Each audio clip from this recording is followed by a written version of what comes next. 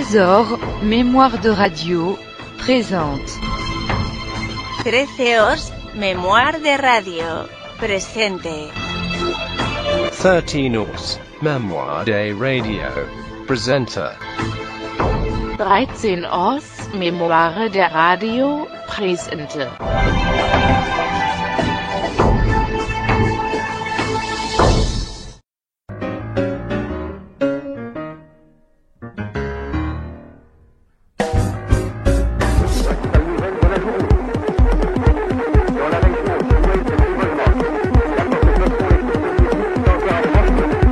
Alors les 4 extraits que vous allez pouvoir écouter, c'est ces 4 extraits qui illustrent à la fois 4 moments forts de l'histoire de la radio en France, et puis 4 aspects de la radio. Alors Maremoto 1924, on est sur Radiola. On fait un test à l'antenne de cette pièce radiophonique qui met en scène un naufrage improbable dans le désert d'un bateau, avec des cris à l'antenne, un bruitage très réaliste pour l'époque. Et cet essai ne sera pas transformé parce qu'en fait il va provoquer des réactions de la part des auditeurs à l'écoute à l'époque, qui vont écrire aux journaux et qui vont se manifester à propos de ce naufrage, en s'inquiétant de ce qui a pu devenir de ce bateau, même si ce bateau, ses coordonnées de naufrage, se trouvent en plein désert.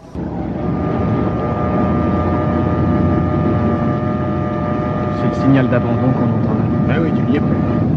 Regarde, nous marchons dans l'eau. Allons, allons, c'est fini. Vite au chaloup. Ah. Oh, trop tard, on est fait. Oh. Au secours, madame.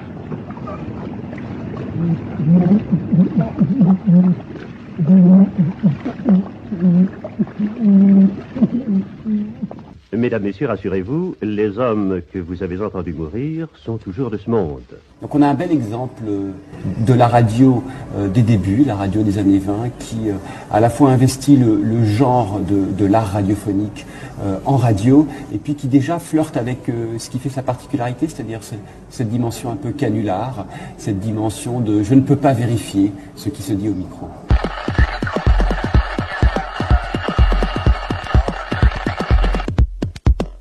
Alors pendant la guerre, la radio va devenir une arme de combat, puisqu'elle va être appropriée par les belligérants des deux côtés, les Français à la radio nationale, à Radio Paris, et puis du côté des résistants et des Anglais à la BBC, avec les programmes phares des Honneur et Patrie et des Français parlent au français. Dans les 2 extraits qu'on va entendre, le premier du maréchal Pétain, qui s'adresse aux Français depuis la radio nationale, Radio Vichy, et qui les encourage à pactiser avec les Allemands qui ont envahi le territoire, au moins le nord de la France. Ici, radiodiffusion nationale de l'État français. Mesdames, Messieurs, Monsieur le maréchal Pétain, président du Conseil des ministres, vous parle. Sûr de l'appui des anciens combattants que j'ai eu la fierté de commander, sûr de la confiance du peuple tout entier, je fais à la France le don de ma personne pour atténuer son malheur. En ces heures douloureuses, je pense aux malheureux réfugiés qui, dans un dénuement extrême, sillonnent nos routes. Je leur exprime ma compassion et ma sollicitude. C'est le cœur serré que je vous dise aujourd'hui qu'il faut cesser le combat. Ce qui est intéressant, c'est la réponse que va faire De Gaulle le 18. Le lendemain, on n'a malheureusement pas l'enregistrement du 18 juin, donc celui qu'on écoute, que les Français connaissent, que vous pourrez écouter dans l'exposition, c'est celui du 22 juin, qui lui ressemble par la forme et puis par le contenu, c'est-à-dire ce message très fort qui répond à Pétain directement et qui s'adresse aux Français en les encourageant à se mobiliser et à croire en une victoire possible. Moi, général de Gaulle, j'entreprends ici, en Angleterre, cette tâche nationale. J'invite tous les militaires français des armées de terre, de mer et de l'air. J'invite les ingénieurs et les ouvriers français spécialistes de l'armement qui se trouvent en territoire britannique ou qui pourraient y parvenir à se réunir à moi. j'invite tous les Français qui veulent rester libres à m'écouter et à me suivre. Vive la France, libre, dans l'honneur et dans l'indépendance. Terre des enfants. Terre des enfants, de Marianne Oswald et Jacques Borel. Bonjour, ami Pierre. Bonjour les enfants. Bonjour les enfants. Alors, c'est lourd, hein. Alors, tout est prêt. Oh, écoute, ça va maintenant. Je tire le rideau. Dans quelques instants, le spectacle commence. Oui, dans quelques minutes, nous serons dans la forêt vierge, en face des saints.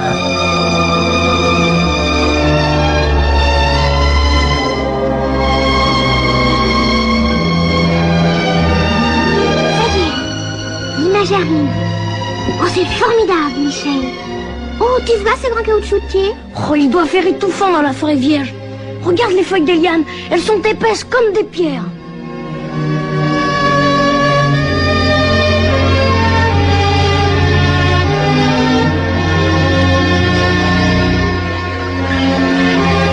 Des souvenirs de voix à la radio. Geneviève Tabouy, les dernières nouvelles de demain. Mesdames, messieurs, attendez-vous à savoir que le président...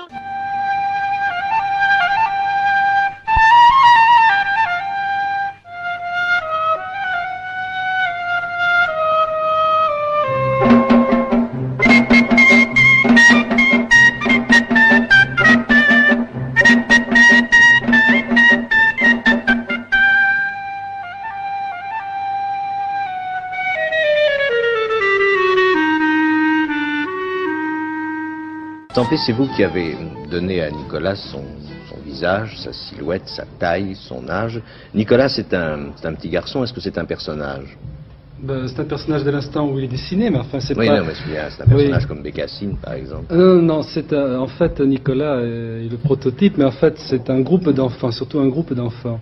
C'est avec ses petits copains, mais Nicolas ressemble en fait à peu près tous les enfants que je dessine en général, ou à la façon dont je me figure que sont faits les enfants. Plongez l'appareil au fond du récipient. Il n'y a aucun tour de main. Il suffit, lorsque l'on a plongé l'appareil dans le récipient, de le mettre en marche. Je n'étais pas très fan des héros de la télévision, comme Belphégor, Tintin ou Thierry Lafronde, car chez moi il n'y avait point de télé. Je me rabattais sur les pieds nickelés pendant que mon père bricolait et construisait une nouvelle cuisine, car la France changeait et de nombreux appareils faisaient leur apparition dans la cuisine. L'électrophone remplaçait le vieux phono et les disques devenaient micro-sillons 33 tours et 45 tours. Les aventures de Tintin d'après Hergé, un feuilleton radiophonique de Nicole Strauss et Jacques Langeais. Aujourd'hui, on a marché sur la Lune. Premier épisode. Et la Terre appelle fusée lunaire. Allô, répondez. Fusée lunaire, répondez. Inlassablement, l'opérateur lance ses appels vers ceux qui doivent être là-haut, à 1000 ou 2000 kilomètres de notre vieille Terre. Les minutes passent et l'anxiété grandit chez tous ceux qui suivent cette expérience, qui devrait être le plus beau conte de fées du XXe siècle. Cette anxiété semble d'ailleurs partagée par des gens qui ne sont pas précisément des amis de Tintin. 13h10, l'aide du raton permissionnaire avec Jean-Jacques Vital, Jean Granier, Yvonne Galli et Lise Lina. Lisette, sois gentil, apporte-moi l'annuaire du téléphone. Celui des noms ou celui des rues, papa? N'importe, c'est pour me le mettre sur la tête. Quoi? Oui, ne cherche pas à comprendre, mon chéri, apporte-moi l'annuaire. Tiens, voilà. Merci, regarde, je le pose sur ma tête. Oui, je vois. Parce que je m'entraîne pour être mannequin militaire. Toi aussi? Ah oui, Jean-Jacques était au renseignement ce matin. Alors je voudrais acquérir de l'aisance, de l'allure, et j'ai lu dans Marie-Claire qu'il fallait se mettre un livre très lourd sur la tête. Ah, je vais te donner celui des noms, il est bien plus gros. Tiens. Oui, alors je vais mettre les deux, tiens. Et puis faut pas qu'il tombe, hein. Alors regarde si j'ai de l'allure. Oh, Lisette, quelle catastrophe que cette maison. Écoute, moi j'en peux plus, je suis morte. Depuis hier au soir, je mets de l'ordre dans tous les coins. Je leur ai dit, quand ils sont arrivés, tout était dans un fouillis inexplicable. Tu sais ce qu'a fait papa? Non. Il n'a pas trouvé les draps pour dormir, alors il a pris les rideaux du salon. Oh, écoute, c'est invraisemblable, mais les draps sont dans la caisse aux pommes de terre. Non, faut que je te dise quelque chose. Quoi? Papa et Jean-Jacques vont arriver tout à l'heure. Oui. Il faut surtout pas leur dire qu'ils ont bonne mine. Hein. Pourquoi ça? Parce qu'ils se mettent en colère. Faut pas non plus leur dire qu'ils ont mauvaise mine. Pourquoi? Parce que ça les frappe. Bah alors, qu'est-ce que tu veux que je leur dise, moi? Ah bon, n'en parle pas, surtout n'en parle pas. Oh, comme c'est là. Tiens, voilà, papa. Oh, Oh, bonjour, maman. Bonjour, mon petit papa. Je t'embrasse, tiens. Bonjour, papa. Tu as fait une bonne promenade. Bonjour, ma chérie. Les oiseaux dans la nuit chantaient leur ritournelle. Bonjour, madame Coiffé. Bonjour, monsieur. Comment, bonjour, monsieur? Vous êtes un monsieur, bonjour, monsieur. Vous ne me reconnaissez pas, madame Coiffé? Moi, vous le connaissez. Mais regardez-moi bien, madame Coiffé. Je vous ai jamais vu. Mais si, vous m'avez déjà vu, alors vous ne connaissez que moi. Attendez, que je réfléchisse. Oui. Vous êtes un soldat militaire. Merci, c'est bien aimable. Vous êtes sale. Ah bah, de mieux en mieux. Vous êtes mal rasé. Ah bah, je vous en prie, continuez donc. Je vous connais tout de même pas. Ah bah, écoutez, madame Coiffé, je vais vous dire, je monte au 3e. Là, vous allez renseigner maintenant. Oh, restez une seconde, je vous le connais maintenant. Hein? Vous êtes le fils du raton. Ah bah, c'est pas trop tôt, j'ai tellement changé. Il est non. vrai que sous le casque, sous la capote, sous les bandes Voltaire, ça vous change un bonhomme. Eh bien sûr. Enfin, tout de même, hein. Pour être franc, vous avez bonne mine. Comment? Vous avez bonne mine. Oui, mais je le sais que j'ai bonne mine, madame Coiffure. Je le sais, on me l'a déjà dit quand je suis descendu du train. J'avais bonne mine. Et alors, j'ai pas le droit d'avoir bonne mine? Enfin, vous fâchez pas. C'est mon droit d'avoir bonne mine, madame Coiffure. Mais enfin quoi, vous allez... Bonne mine, c'est que j'ai bonne mine et vous n'avez pas besoin de me le dire. Vous ne me le disiez jamais avant quand j'avais bonne mine. Enfin, vous n'allez pas vous mettre en colère pour ça. Je ne me mets pas en colère, mais je le sais que j'ai bonne mine, c'est tout. C'est rigolo, chaque fois qu'on dit à un militaire qu'il a bonne mine, ça le fait sortir de ses gonds. Ça va, madame Coiffure, ça va. Oui, calmez-vous. Je monte chez moi. Attendez une seconde, restez un peu bavarder avec moi, je me sens bien seul dans ma loge, là. Oui. Vous voulez un vin chaud? Non, j'ai pas envie de vin chaud. Vous voulez quelque chose qui vous ferait plaisir? Oui. Quoi donc? Oh, j'aurais bien pris un vin chaud. Je vous l'ai proposé. Ah, c'est vrai, alors donnez-moi un vin chaud, madame. Je vais le faire cuire sur le gaz. C'est ça, comme vous dites. À part ça, madame Coiffure. À part ça, vous savez, c'est toujours pareil, hein? Oui, je monte chez moi, hein? Alors, restez une seconde avec moi pendant que le vin chaud. Bah, si c'est toujours pareil, vous n'avez rien à m'apprendre, alors. Si, mais c'est vous qui devez m'apprendre des choses. Oh, bah, vous savez, nous, hein, on est là-bas, quelque part. Oui, bien sûr, dis donc, vous venez bien souvent en permission. Ah, bah, vous êtes bien gentil, il y a quand même 3 mois et demi que je n'ai pas vu Paris. Ça va, le temps passe vite, hein? Ah, vous trouvez, vous? Ah, vous trouvez? Vous êtes pas dur. Bah, vous n'étiez pas en colère. C'est long, 3 mois et demi, madame. Ah, bah, écoutez, madame Coiffure, ça fait 2 choses désagréables que vous me dites en arrivant. Signé Furax.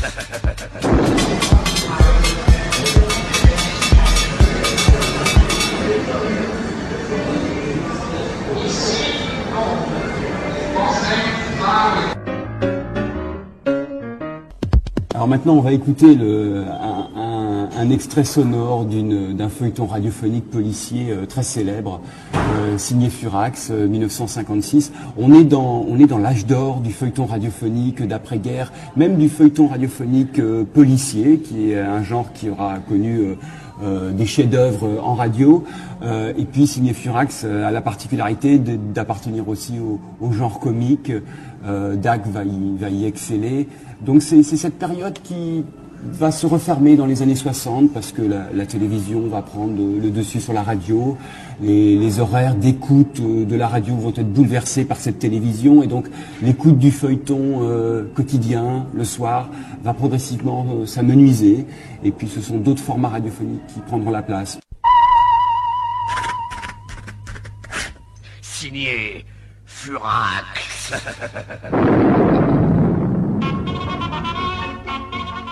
Signé Furax, le 4e épisode du feuilleton quotidien de Pierre Dac et Francis Blanche. En 2 mots commençant, mon cher Dac, l'obélisque de la place de la Concorde a disparu. Remarquez, mon cher Blanche, qu'on l'a en réalité remplacé par un faux obélisque en staff. D'ailleurs, sur ce faux obélisque, le conservateur a remarqué 2 hiéroglyphes inconnus. Monsieur Fouvreau, le chef de la DDT, a essayé de lui faire dire la signification de ces 2 caractères, malheureusement... Eh oui, je sais. Ouais. Il l'a laissé seul dans le bureau un instant, et quand il est revenu, le pauvre savant... Le malheureux monsieur Léon était... Mort. Mort. Assassiné. Mais c'est affreux. Dans mon bureau. Dans mon propre bureau. Dans mon bureau à moi. Moi, le directeur de la défense divisionnaire du territoire. Moi, le chef de la police la plus puissante de France. Le mieux gardé, le mieux secondé. Moi, Fouvreau. On vient me gigouiller un type sur le nez. Bon Dieu de bon sang, de crêlons le 1000 millions, de sacré bon sang, de saleté. Oh, et bien sûr, il n'a pas écrit. Il a sûrement écrit. Mais regardez, mademoiselle Fiotte, le bloc a disparu. Allez, veaux, allez, vaches, allez, fumier. Juste au moment où il allait m'écrire la traduction. Oh, juste au moment où on allait savoir ce que voulaient dire ces 2 signes. Oh, mais ça ne va pas se passer comme ça, mademoiselle Fiotte. Oh, mais non. n'est-ce pas? Oh, mais non! Vous le connaissez. Oh, je vous connais, patron. Je ne me laisse pas faire. Vous ne vous laissez pas faire. Je les aurai. Vous les aurez. Alors faites-moi plaisir. Oui, monsieur Fouvron. Ne répétez pas tout ce que je dis. Bien, je ne répéterai plus tout ce que vous dites. Bon. Eh ben, Alors, qu'est-ce qu'on fait? il faut partir, White, sinon on est cuit. Oh, le salaud! Regardez. Il y a des moments où on voudrait être aussi ordure que ces gens-là. Oh, Black, Quoi? qu'est-ce que tu viens de dire, là? On voudrait être ordure. Ah oui? Quelle heure est-il? 6 heures du matin. Black, c'est l'heure où les boueux ramassent les ordures. Oh, bon sang, ouais, c'est une chouette idée. Le vide ordure. Allez, vite. Oui, allons-y. Oh, une idée. Mais oui, c'est enfantin. T'as trouvé quelque chose? Bah, tu parles. Voyons, trésonnons. Qu'est-ce qu'on expédie par le vide ordure? Bah, je sais pas, des ordures. Bon, alors? Ah, mais oui! Ça suffit? Mais voyons, faut qu'on se déguise en ordure. Tout simplement. Eh, Ah, le principal, c'est que ça fasse vrai. Oui. Voyons. Il reste du bouillon gras? Oui, attends, là, on fait tout, là. Bon, alors ça va, alors. Allez, verse-moi la moitié sur la tête. Oui. Tiens, fais tout assez haut pour que ça dégouline bien. Allez, vas-y. Allez. Bon. Allez, je te verse le restant. Oui. Ferme la bouche, t'en avales au passage. Ah, bah quoi, il est bon. Oh, je t'en prie, hein. Et dis donc, il reste du coq au vin. Du coq au vin, oui. Tiens, Allez, hop, le gras surtout. Oui, attends. Faut que ça colle aux vêtements, là. Vas-y. Allez, encore. Allez, bon. Ah. Bon, alors, allez, les sardines, les anchois, les harengs. Ouais, c'est ça, Là, vas-y, bien allez. écrasé. Allez, Sur la tronche, là, et de haut en bas, de bas en haut, là. Qu'est-ce que ça donne? Pas mal, mais ça suffit pas. Faudrait du ragoût. Ah oui, il doit rester le... Oh, attends, tiens, voilà. Ah oui, il y en a là. Gélatineux à poil. Ah oui. Attends. Eh, vas-y. Voilà. Allez, sur le dos, la poitrine, la étale, mon vieux. Il reste plus rien? Si, les feuilles d'artichaut, les épinards au jus, les rillettes. Allez, dans les oreilles. Du céleri rémoulade. Dans les trous de nez. Il n'y a pas de carottes? Si, mais elles sont entières, par paquet de 6. Ah, bah alors là, c'est vraiment plus où les mettre. Ah, bah écoute, il y a qu'à se les mettre. Non, ça se verra pas assez. Bon, bah, dans les tant souliers. pis. Bon, allez, prêt? Ouais. Je me lance? Je te suis. Allons-y.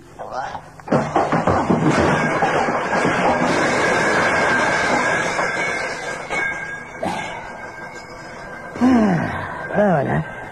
On est dans la poubelle. Allez, tassons-nous dans les vraies ordures. On a l'air plus vrai qu'elle, dis Il donc. n'y a plus qu'à attendre l'arrivée du camion municipal. Je crois que je l'entends. Et au silence, voilà les bouées. Allez, en vitesse, les gars, c'est le dernier chargement. Ah, dis donc, pardon, c'est rien l'autre. Oh, t'as raison, je sais pas ce qu'ils ont baité, mais c'est qu'ils sont sûrement pas au régime. Donne-moi un coup de main. Complet. Allez, roulez.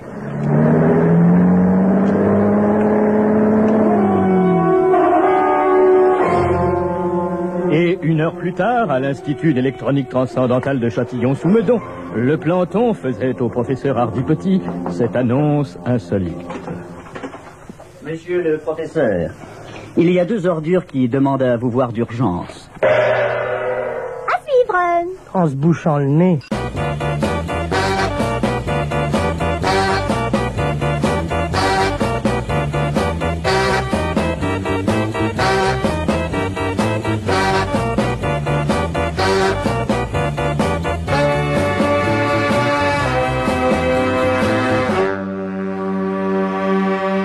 Et j'abolirai l'ennui dans une nouvelle chevalerie.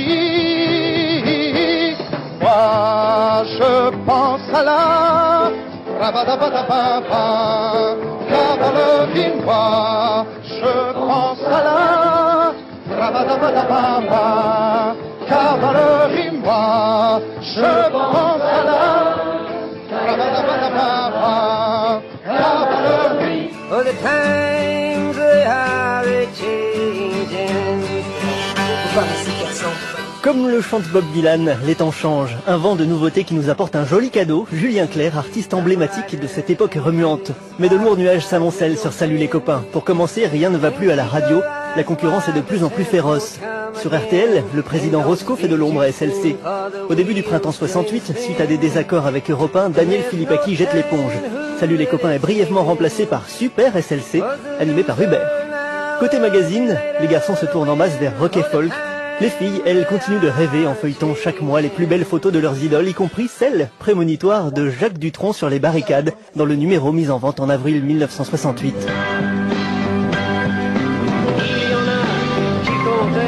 Qui revendique, qui proteste. Moi je ne fais qu'un seul geste, je retourne ma veste, toujours du bon côté.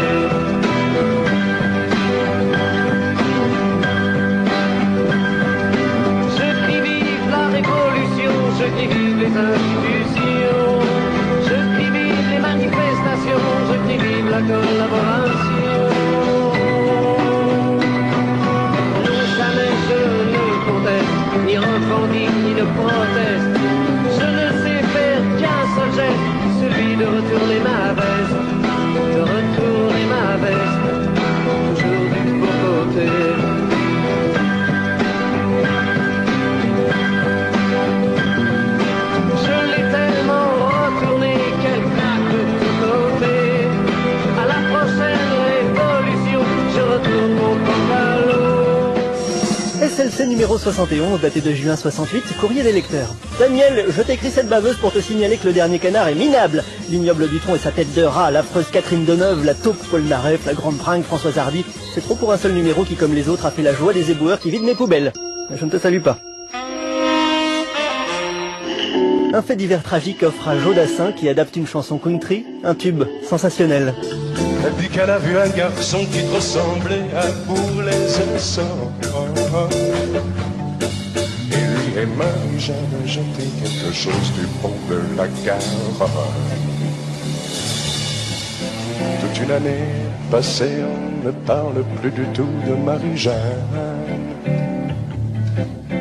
Mon frère qui s'est marié a pris un magasin avec sa femme.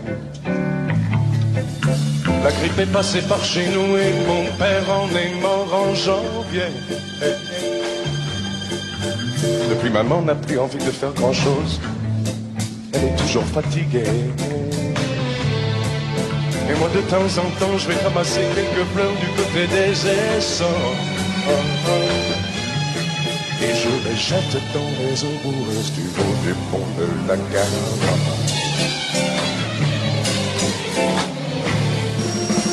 Dans le SLC numéro 69 d'avril 68, Michel Polnareff déclare: enfant, je jouais du piano. Adolescent, j'ai appris la guitare. À l'armée, j'étais grosse caisse.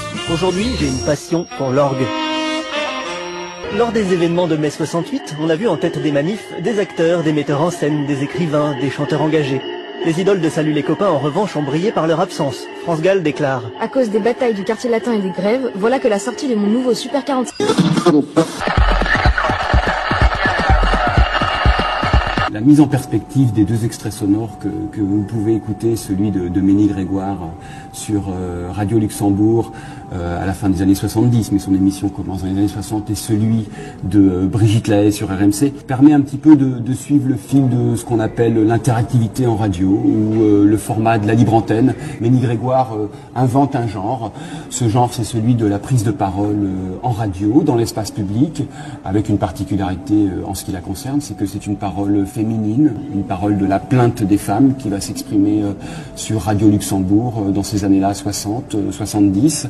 Et elle a trouvé d'une certaine façon une poursuite, quelqu'un qui lui succède dans la personne de Brigitte Lahaie sur RMC, qui elle aussi propose une émission en journée de libre antenne, cette fois-ci moins tournée vers les femmes que vers les hommes. Voilà, c'est peut-être ça la nouveauté.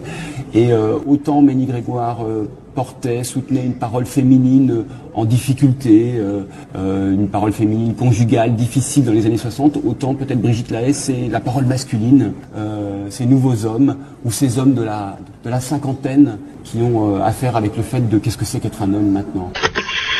Allô? Oui, allô? Allô, bonjour monsieur. Bonjour madame. Moi j'ai rencontré une femme, ça a été, si vous voulez, non pas le coup de foudre, mais j'ai senti une grande attirance vers elle. Quel âge aviez-vous? L'un et l'autre. J'avais 30 ans. Vous étiez évidemment jamais marié? Si, j'étais marié. Ah bon? Bah, vous m'avez pas dit. Ah si, j'étais marié, j'avais 2 enfants, elle en avait un. Voilà, c'est une rencontre entre des gens mariés au bureau. C'est ça, c'est ça. Si vous voulez, mon côté cavaleur a repris le dessus à ce moment-là, et j'ai un peu asticoté d'autres femmes sous ses yeux. À ce moment. Comment? Rien, je manifeste en tant que femme. Oui. Bah écoutez, non, je reconnais qu'à l'époque, j'étais un peu cavaleur. Un peu cavaleur. Et votre légitime épouse ne disait rien? Ben elle n'a jamais su. Elle n'a jamais rien su? Non. Quel bonheur. Je papillonnais. Je papillonnais. Vous savez, maintenant j'ai 45 ans, donc je vous parle avec des yeux différents. L'amour, on en apprend toujours plus quand on en parle. RMC, Lahaie, l'amour et vous. Bonjour Eurydice. Bonjour. Bonjour, vous êtes maman d'un petit bébé de 11 mois. Oui, c'est ça. Et vous avez perdu votre désir. Tout à fait. Et je sais pas trop comment faire. Je m'étais fait draguer par un jeune homme qui je plaisais beaucoup, et du coup je m'étais dit que peut-être ça m'aiderait à me débloquer. Donc j'ai vu ce jeune homme et ça ne m'a pas débloqué du tout. Donc en fait c'est pour votre mari que vous n'avez plus de désir. Ouais, c'est ça le problème. Oui. Ouais. Bah, c'est le problème et la solution. C'est-à-dire que c'est le père de votre enfant qui n'est plus un objet sexuel. Bah, en fait, je me disais à peu près la même chose, mais...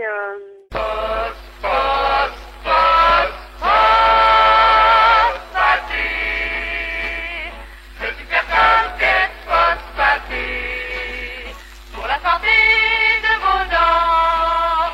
Détruit la mauvaise haleine instantanément. Dents blanches, haleine fraîche. Super dentifrice Colgate.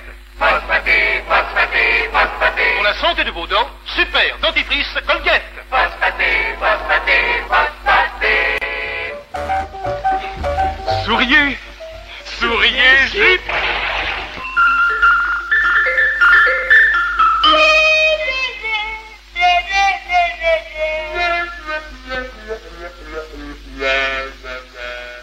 Gips, Gips SR, le dentifrice super rafraîchissant, vous donne une merveilleuse sensation de bien-être.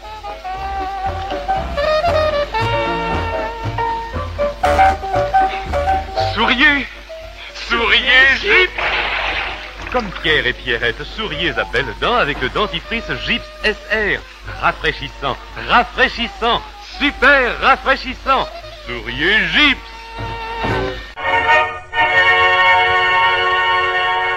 Le lion sultan, vedette 3 fois criminel du cirque d'été, face à face avec la dompteuse Dent Blanche. La plus sensationnelle entrée de cage de tous les temps, est considérée par tous les professionnels du cirque comme un authentique défi à la mort, aux sollicitations d'un jeune fan. Oh, Dent Blanche. Haleine fraîche. Super dentifrice Colgate. Le super dentifrice Colgate nettoie votre haleine en nettoyant vos dents. Nouveau, sensationnel, super Colgate.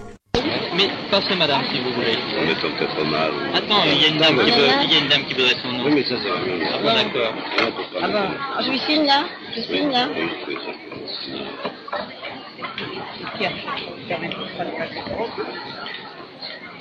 C'est pour cette dame-là? Non, c'est pour cette dame-là. Non, ici. Celui-ci. Vous parlez. Ça y est. Je ne suis pas dépaysée du tout, à Lausanne. C'est un peu le prolongement de la rue de la Paix. Il y a beaucoup de monde. Vous êtes gentille. Et maintenant, voici le célèbre fantaisiste Georgius, accompagné au piano par le compositeur Henri Coucy. Je vais avoir le plaisir de vous interpréter quelques chansonnettes dont je suis l'auteur. En voici une intitulée La Femme Fatale, chanson de Wamp.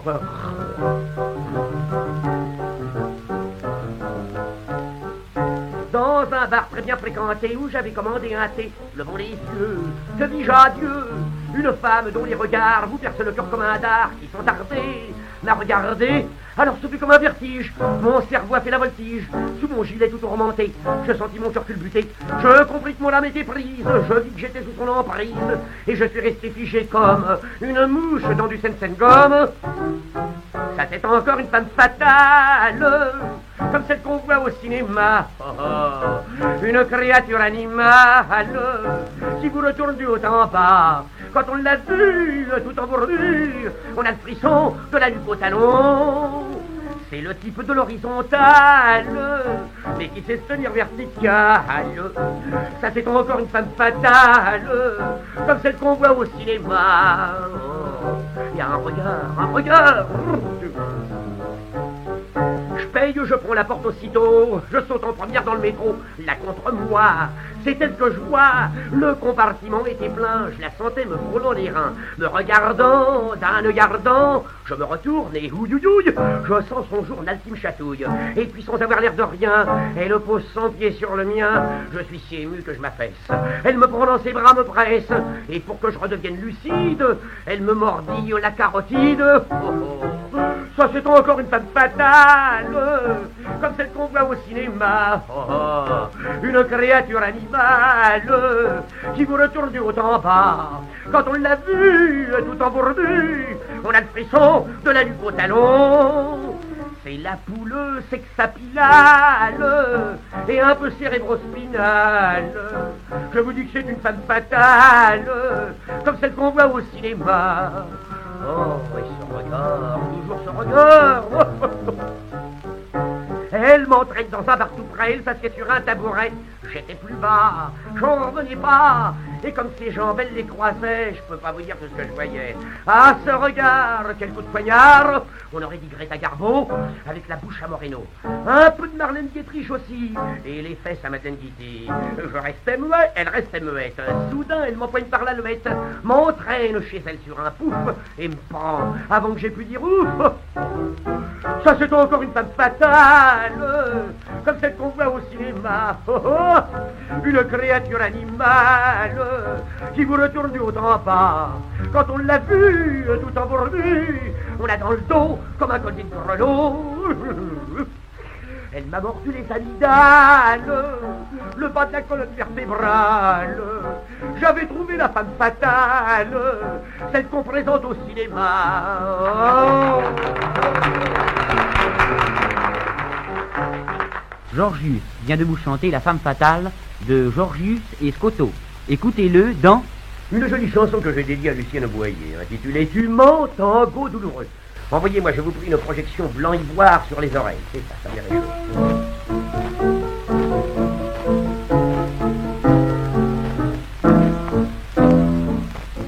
Je gagne 600 francs par mois. Je t'en donne 100, c'est peu de choses. Et t'as de la loutre et des putois, une rosingarde verte et rose. Tu mens quand tu me dis grâce à toi mon grand, je peux m'offrir tout mon bien-être. Tu mens quand tu me dis mon gros diamant, je l'ai trouvé dans la boîte aux lettres.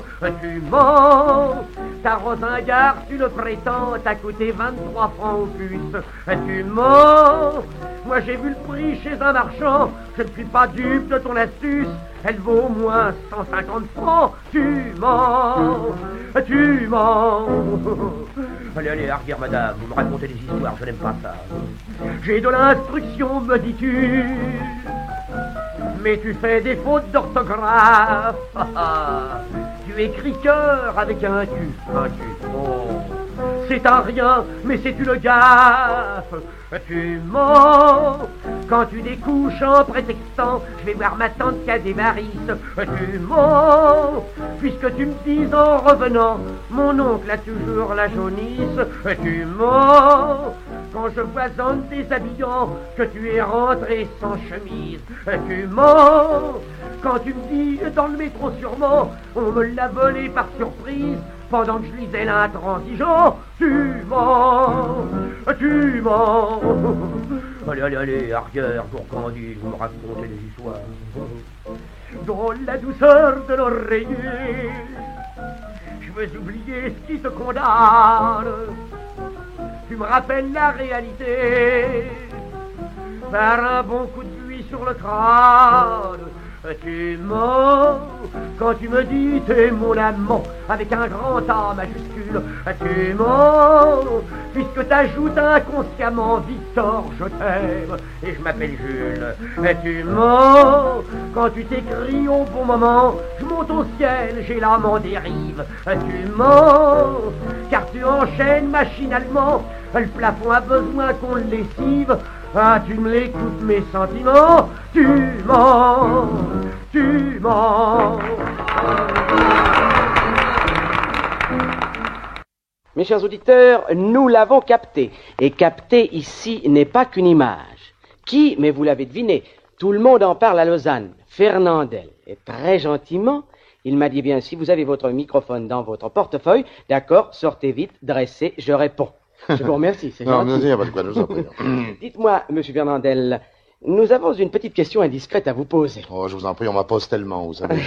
Eh bien, nous le serons une fois de plus. Et voilà. Alors, Fernandel, ce nom qui a maintenant un succès mondial, c'est bien le vôtre, il vous appartient en propre. Ah, non, non, non, non, pas du tout. Non, non, Fernandel est un pseudonyme, un nom de guerre.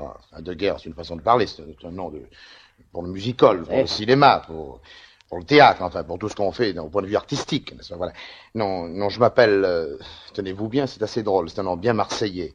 Contandin Fernand. Puis il y a deux autres noms, mais ceux-là on les dit jamais, Joseph Désiré, oui. Je suis né le jour de la fête de ma mère, moi, ça. Allons donc. Ah, lui, un beau cadeau, Contandin Fernand. Joseph Désiré, n'oubliez pas ça, je vous en prie.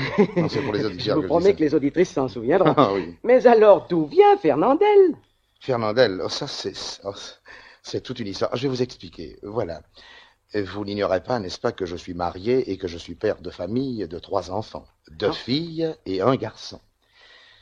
Mais avant de me marier, j'avais ma future belle-mère qui me disait toujours, écoutez Fernand, vous êtes un garçon charmant.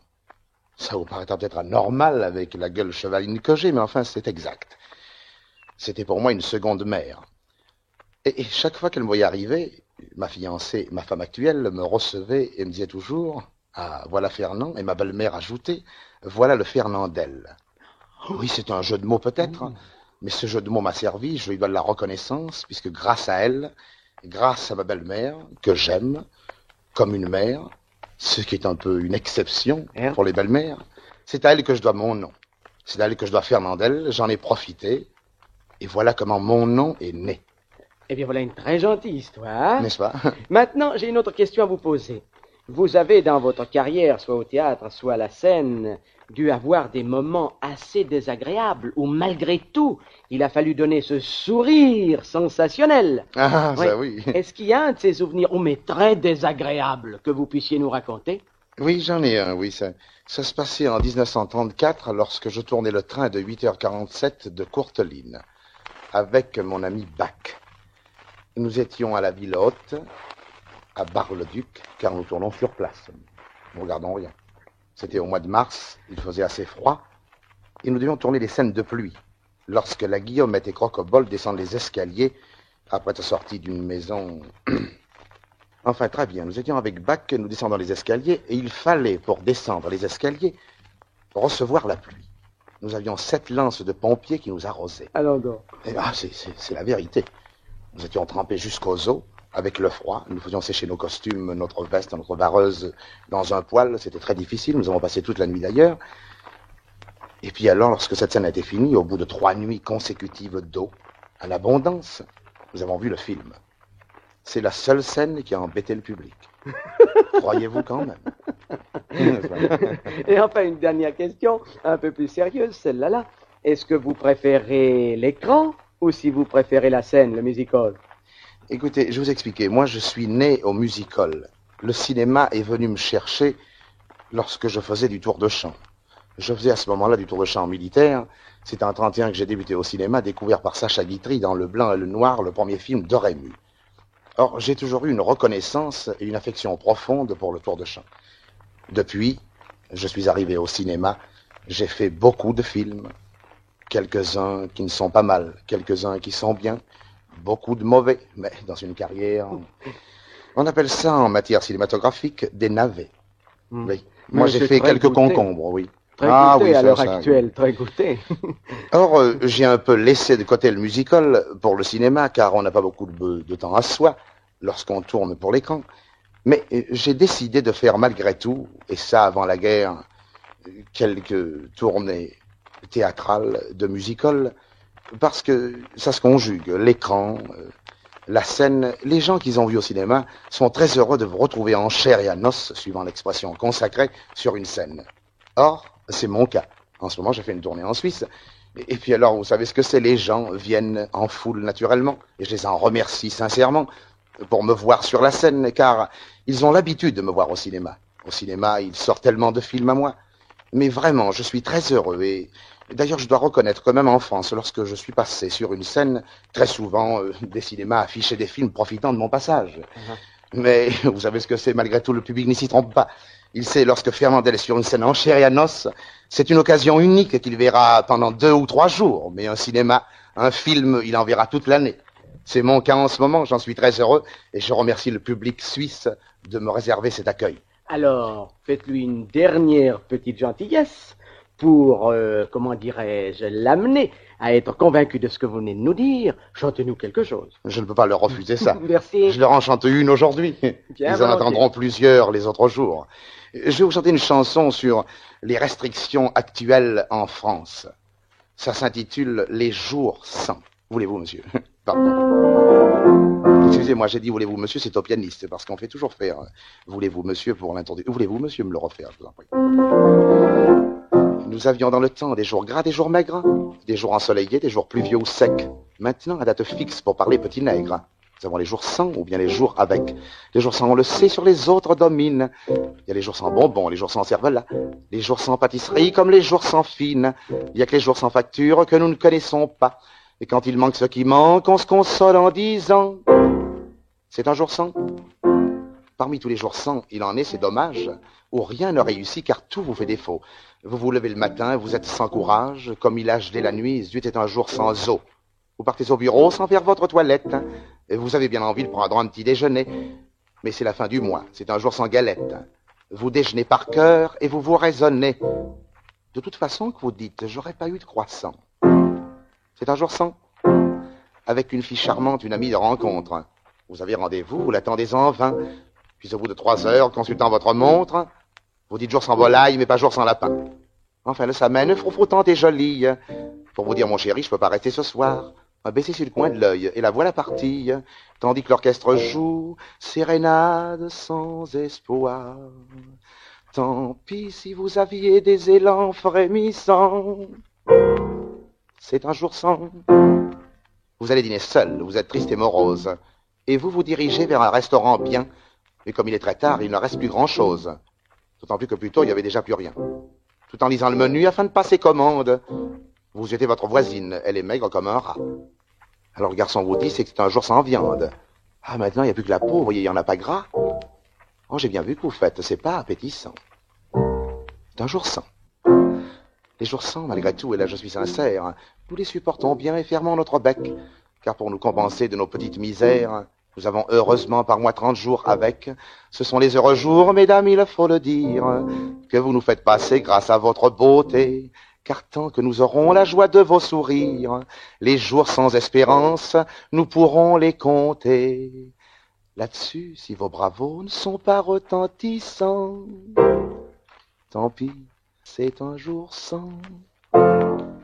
Je vous remercie 1000 fois, mes chers auditeurs, au microphone de Radio Lausanne, Fernandel. Chers auditeurs, ce soir, je vous réserve une surprise. Et quelle surprise! La reine du musical. Mais oui, c'est Miss qui est ici devant moi avec son gai sourire, son regard sentimental et ses prunelles couleur bleu lavande. Vous connaissez tous son abattage unique au monde, sa gouaille faubourienne et, tour à tour, sa détresse d'enfant miséreuse, l'arpette à perpète et sa démarche de reine casquée de plumes, hérissée de diamants, d'aigrettes, de rayons et de cils. Voulez-vous être assez aimable pour dire à nos auditeurs quels sont les disques que vous préférez entendre sur votre pick-up américain? Mais oui, avec plaisir. Voilà, j'ai choisi d'abord un disque d'un excellent camarade à moi, qui est un très grand fantaisiste. Je ne peux pas dire son nom. Il m'a défendu de parler de lui dans un article ou devant le micro. Alors, j'obéis. Je ne le citerai pas, mais vous le reconnaîtrez tous. C'est un grand fantaisiste, un grand bonhomme, grand par le talent et grand par la taille. Il a un physique sympathique, il plaît aux femmes, il émeut, il fait rire, il est beau, il a une voix adorable. Enfin, j'en ai assez dit. Vous avez deviné qui c'est? Le disque que j'ai choisi de lui, c'est Ma Pomme. Après le créateur, je me suis permise de chanter aussi cette chanson, sans lui en demander l'autorisation. Mais il paraît qu'il n'est pas fâché du tout. Au contraire, j'en suis ravie. D'abord, il ne m'a jamais rien refusé. Car je dois vous dire que j'en ai fait tout autre chose de cette chanson, pour ne pas copier. Car copier, c'est voler. Alors, veuillez écouter, mes chers auditeurs, Ma Pomme, enregistré par Maurice Chevalier. C'est un des disques préférés de Miss Tinguette.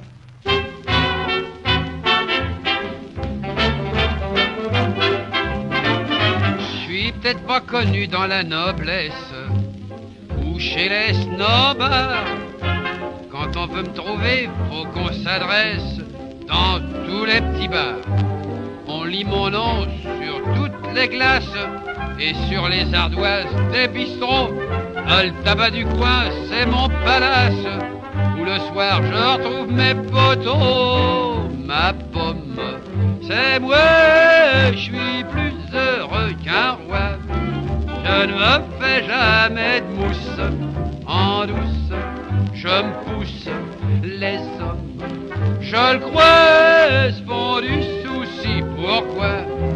Car pour être heureux comme ma pomme, il suffit d'être en somme aussi peinard que moi. Et maintenant, quel autre disque préférez-vous, Miss? Un excellent enregistrement de Marie Dubas. La prière à la Charlotte, sur le poème de Jean Rectus. Marie Dubas a fait un véritable petit chef-d'œuvre, avec un décor sonore très expressif. En écoutant sa voix douloureuse et sincère, il semble qu'on voit cette pauvre fille avec son fichu de laine noire croisé sur ses maigres épaules, demander à la Vierge de la ramener au paradis. C'est à mon avis un des meilleurs disques de Marie. Et je ne l'ai jamais entendu sans avoir envie de pleurer. Alors veuillez écouter, mes chers auditeurs, la prière de la Charlotte, enregistrée par Marie Dubas, femme au cœur innombrable, à la fois fantaisiste et réaliste, sincère et gavroche, gaie et triste, humoristique et sentimentale. Marie Dubas, je vous l'ai déjà dit, c'est toutes les femmes en une.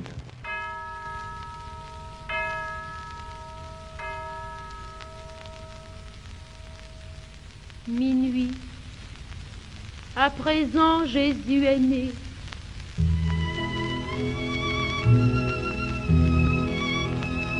Dans les temps quand il s'est amené, si je l'ai comme il gèle cette nuit, sur la paille de votre écurie, vous avez rien dû avoir friot, Jésus et vous, Vierge Marie. Je suis là, Sainte Vierge, à mon coin de rue, où depuis l'apéro, je bats la semelle. Je suis qu'une ordure, une fille perdue, c'est la Charlotte qu'on m'appelle.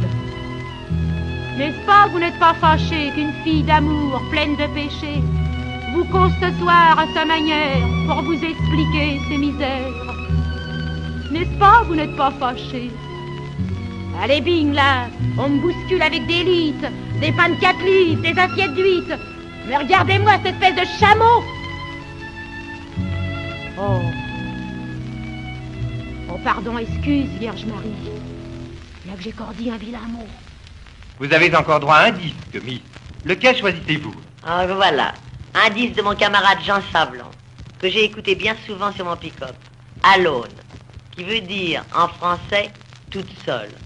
Cette mélodie américaine du film Une nuit à l'opéra m'a tellement plu que je la chante en français dans ma revue Ça c'est parisien à Mogador.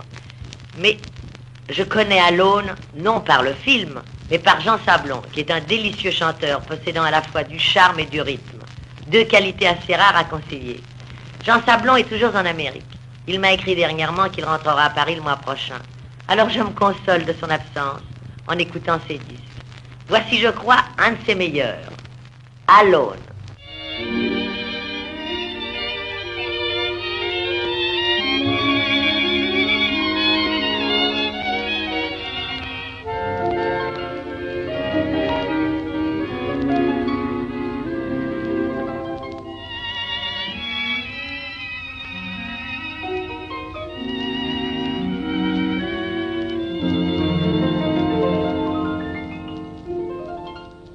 Le ciel ce soir est lumineux comme un soir de gala. On voit partout des amoureux et je suis là,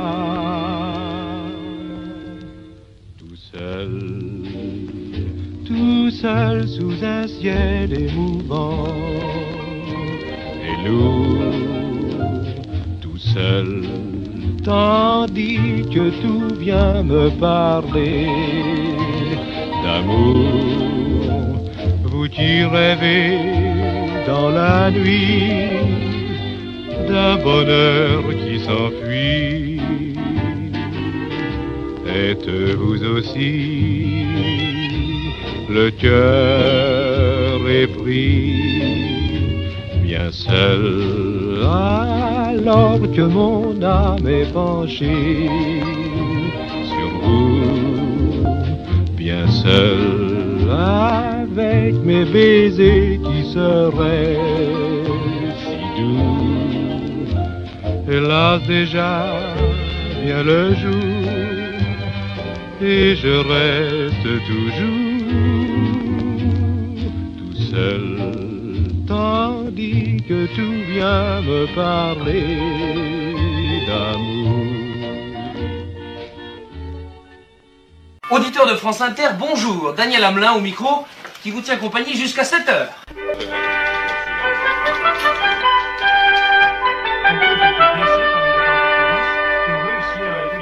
Studio du journal journal parlé de France Inter, et là, nous sommes dedans. Écoutez.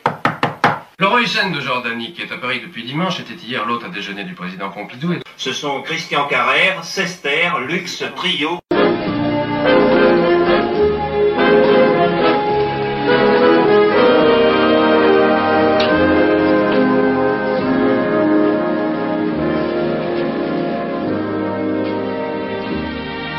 Bonjour. Lui est riche, elle est pauvre. Je crois que toute l'histoire est là et chaque matin, à 10h30, dans l'émission Intermezzo, nous retrouverons Jean-Pierre Cassel qui nous lira intégralement Love Story d'Éric Segal. Allô? Ah bonjour madame, quel est votre nom? Madame Marin. Madame Marin. Votre émission s'appelle 5 jours pour agir. Madame, c'est une très très jolie idée.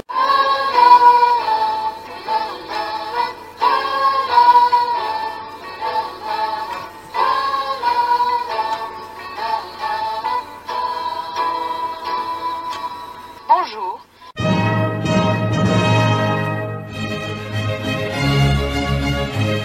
Bon baiser de partout. Une émission secrète de...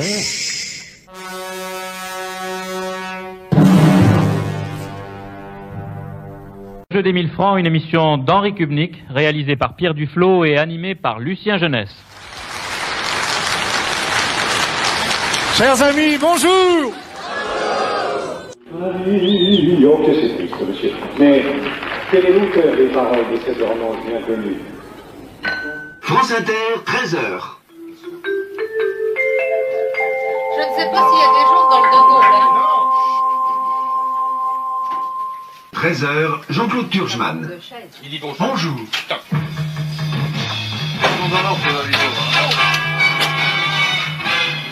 Eh bien, c'est avec un plaisir particulier que l'équipe d'Interactualité s'est mise au travail ce matin pour vous présenter cette édition de 13h dans un cadre complètement transformé. Lequel vous choisissez? Hein? Choisissez celle-ci? Il y en a encore long, là, hein? Parce qu'on va être vachement à la bourre pour Salvador Dali, hein? Oui. S'il est très long, hein? C'était un petit garçon gros qui, bien sûr, se faisait chahuter à l'école. Alors, sans arrêt, c'était la patate, la grosse et tout. Et un jour, je me suis dit, ils m'ennuient, pour être poli, je vais leur casser la gueule.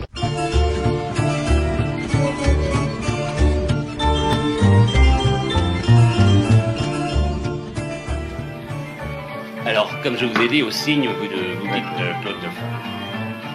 Radioscopie, Claude Dauphin, Jacques Chancel. C'est parti.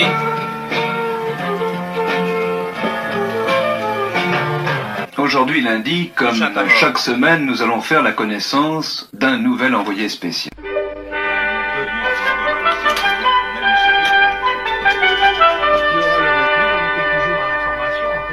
Ici Jean Fontaine, bonsoir.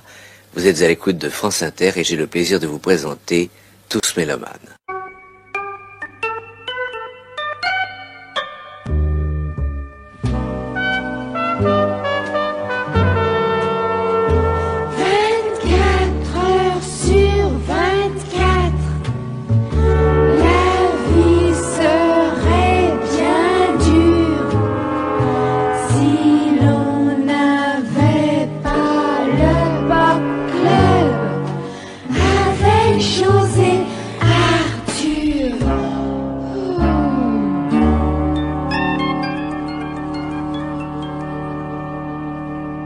Le Pop Club se termine et la journée de France Inter s'achève en même temps. Mais France Inter ne s'arrête jamais. France Inter continue toute la nuit avec Route de nuit. Bonsoir, à demain. Il y a une chose intéressante avec René Baron, c'est que contrairement à la plupart des chanteurs qui, souvent, quand c'est difficile, abandonnent au bout de quelques années, toi, tu as commencé par te faire une belle situation à l'extérieur et puis tu as tout laissé tomber.